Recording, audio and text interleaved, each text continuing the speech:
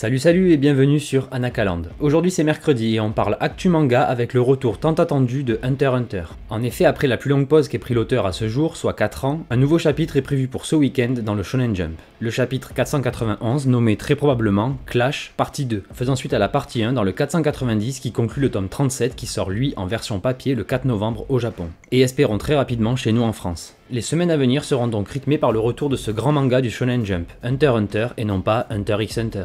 Sans plus tarder, abonnez-vous et partagez la vidéo pour aider au développement de la chaîne. Sur ce, on continue la vidéo sans spoil, pas d'inquiétude pour les Anime Only.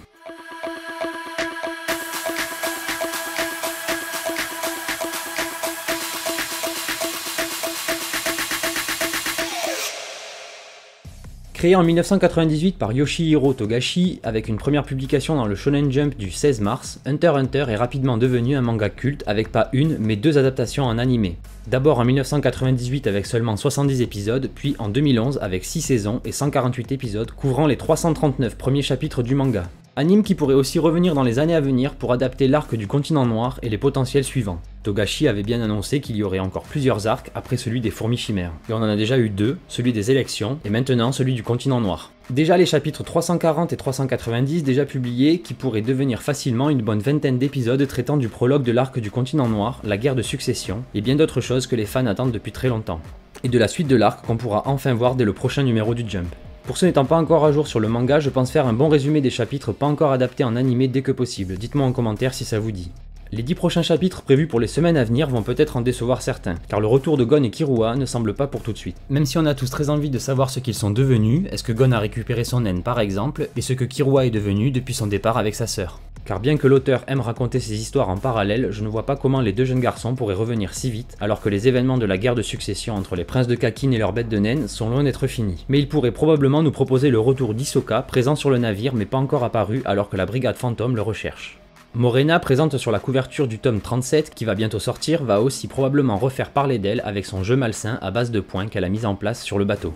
Bref, je n'en dirai pas plus pour ne pas spoiler les Anime Only, mais clairement, jetez-vous sur le manga si ce n'est pas déjà fait, car ne vous inquiétez pas, les planches que vous avez pu apercevoir n'étaient que de la pré-publication, et les dessins finaux du mangaka sont extraordinaires. Mais gardons les pieds sur terre car Yoshihiro Togashi a souffert de graves problèmes de santé, notamment au dos, qui l'ont empêché de tenir le rythme de publication normal pour un shonen du Jump. Toutefois, le magazine n'a jamais supprimé ou exigé de Togashi qu'il en termine avec son manga, et tout comme eux, de très nombreux fans attendent avec impatience son retour sur la planche à dessin. Ce qui semble chose faite depuis plusieurs mois, il a d'abord créé un compte Twitter dans lequel il annonçait qu'il avait déjà recommencé à dessiner et qu'il attendait d'en avoir au moins 10 d'avance avant de relancer la publication hebdomadaire, qui reprend donc cette semaine et espérons pour l'auteur que sa santé lui permettra de garder un bon rythme. Mais rappelez-vous qu'après le chapitre 340 qui a été publié en 2012, soit il y a déjà 10 ans, l'auteur a dû prendre une très grande pause pour ensuite ne publier que 10 chapitres tous les 2 ans, pour ensuite disparaître des publications depuis 2018, soit 4 ans maintenant. Peut-être une des plus grosses pauses de mangaka à ce jour. Dites-moi d'ailleurs en commentaire si vous avez réussi à vous accrocher et que vous lisez toujours le manga, car moi j'avoue j'ai lâché en 2012 avant de retomber à fond dedans plusieurs années après. Il serait donc très dommage mais probable de retrouver un tel rythme pour les prochains chapitres, car malgré tout le temps passé, Yoshihiro Togashi, auteur depuis plus de 30 ans, ne va pas en rajeunissant. Et il a même témoigné sur ses réseaux qu'il n'avait pas pu se tenir assis pendant plus de 2 ans. Donc sa santé reste fragile, ne nous faisons pas trop de faux espoirs, mais nous pouvons envoyer toutes nos pensées positives à Togashi. De son côté, l'auteur a toujours dit qu'il irait au bout de son œuvre, à moins que la mort l'emporte avant. Il a même pitché en détail la suite de son œuvre à sa femme, autrice elle aussi d'une grande œuvre de culture manga, Sailor Moon. Sa femme est donc devenue la garante de la continuité de l'œuvre, mais ce que nous voulons c'est réellement voir la vision de Togashi prendre vie lors de nos lectures, ou en animé.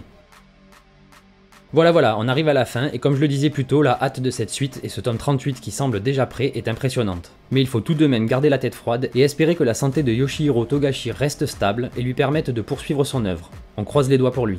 Sur ce, merci d'avoir regardé la vidéo, n'hésitez pas à lâcher un petit like en partant et à vous abonner. A très vite sur Anakaland. Bye.